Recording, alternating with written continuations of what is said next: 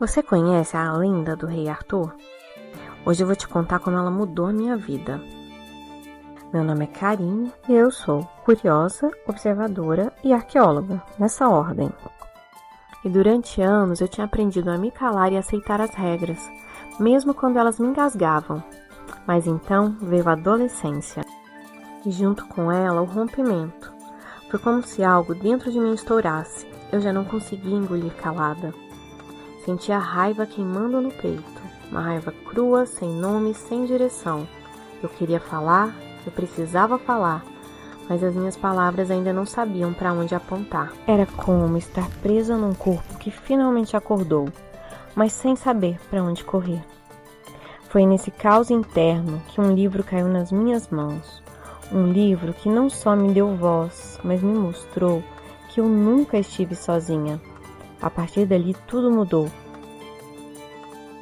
Você já leu As Brumas de Avalon?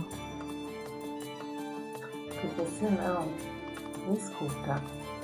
Quando uma amiga me emprestou esse livro, eu juro, foi como encontrar o som da minha própria voz dentro da névoa. Pela primeira vez, aquilo que me incomodava ganhou nome. Era o patriarcado.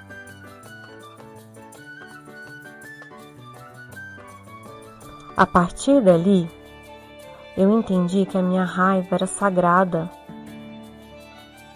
e que o silêncio imposto às mulheres já tinha tempo demais.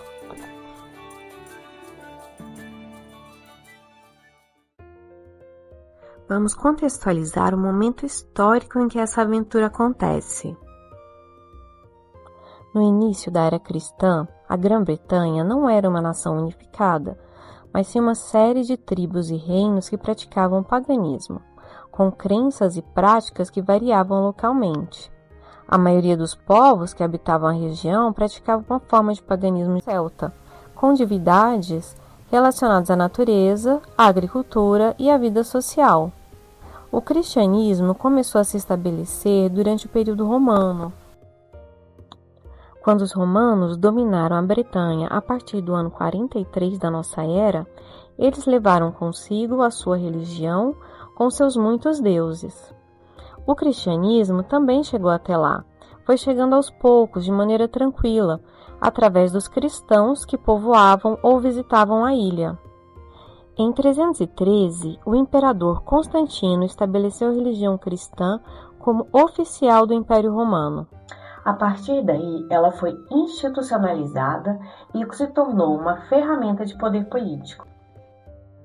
A pureza inicial havia se perdido. A legitimação do poder masculino se tornou norma para a religião cristã.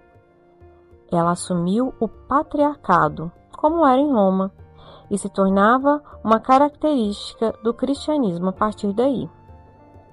Na Bretanha, com a queda do Império Romano e chegada dos anglo-saxões, houve um declínio dessa religião no primeiro momento e surgimento de um paganismo germânico. Além disso, as religiões de origem celta e de culto à natureza continuavam. Também o cristianismo ainda mantinha certa influência no país de Gales e no oeste da Grã-Bretanha. Mas ele só voltaria a crescer novamente depois do envio de missionários que ocorreria a partir do século VII, quando os anglo-saxões se convertem. Ou seja, durante esse período, a ilha era um mosaico religioso. Você acha que conhece a lenda do Rei Arthur, né? Espada na Pedra, Camelot, Cavaleiros da Távola Redonda.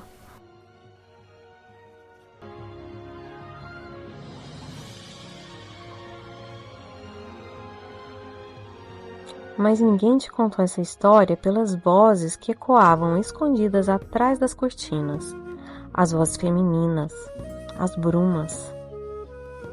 A Mary Zimmer Bradley usou essa lenda épica para mostrar o que a gente não vê. Como as mulheres foram apagadas da história. Como o patriarcado quis se impor com a chegada do Império Romano. E elas seriam no máximo uma sombra ao fundo. As vozes que sempre estiveram lá, mas que ninguém... Morgana, Viviane e Graeme.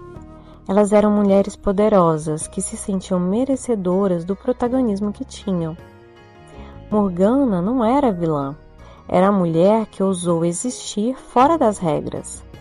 Viviane, a Senhora do Lago, comandava um mundo escondido nas brumas. E Igraine, uma mãe dividida entre dois mundos. Sabiam das coisas, curavam, lideravam, mas mesmo assim passaram a ser ignoradas, silenciadas e chamadas de bruxas. Elas têm que lutar por autonomia no mundo que diz o tempo todo: isso não é para você. Elas eram vozes que sempre existiram, mas foram silenciadas. Mulheres fortes demais para a história dos homens. Elas precisavam ser suprimidas.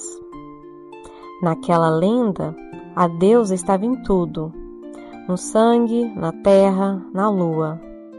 Mas com o tempo foi esquecida, substituída por um deus que não dava lugar às mulheres. E assim começou o apagamento feminino.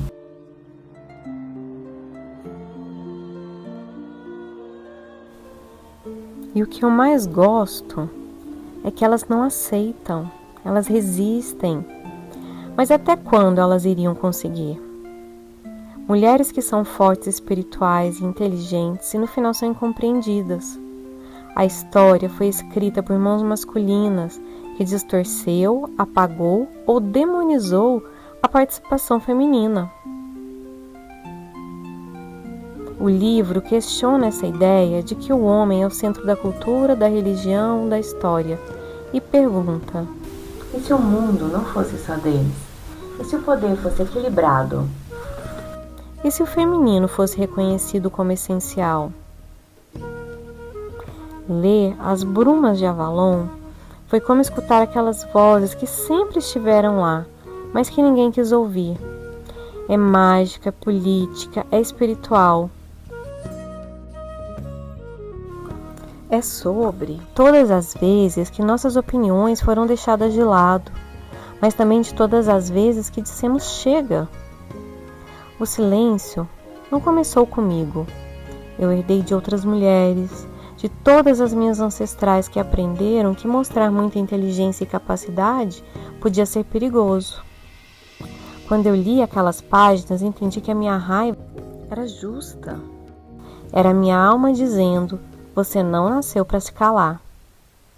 Era hora de lembrar, de desenterrar nossas vozes.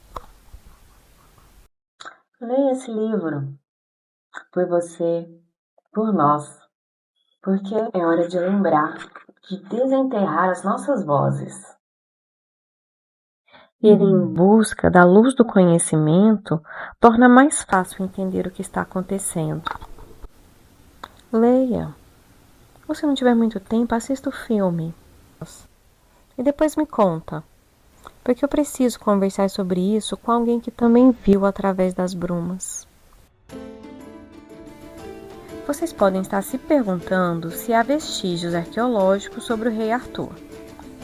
Bem, essa história, como conhecemos hoje, é uma lenda, fruto de uma moda literária da Alta Idade Média. Mas pode haver um fundo de verdade. Os vestígios históricos e arqueológicos foram tão bem comentados nesse canal que eu prefiro deixar o link aqui para vocês na descrição e comentar alguns dados sobre as mulheres celtas ou sobre a igualdade de gênero. O historiador romano Amiano Marcelino, que nasceu na atual Turquia no ano de 330, ou seja, numa época próxima que teria vivido o Arthur, registrou a ferocidade das mulheres celtas. Ele disse: uma tropa inteira de estrangeiros não seria capaz de resistir a um único celta se ele chamasse a sua esposa para ajudá-lo. A esposa é ainda mais formidável. Ela geralmente é muito forte e tem olhos azuis. De raiva, as veias do pescoço incham, os braços robustos, brancos como a neve. Ela começa a desferir golpes misturados com chutes, como se fossem várias pedras disparadas da corda de uma catapulta. Eu gostei delas.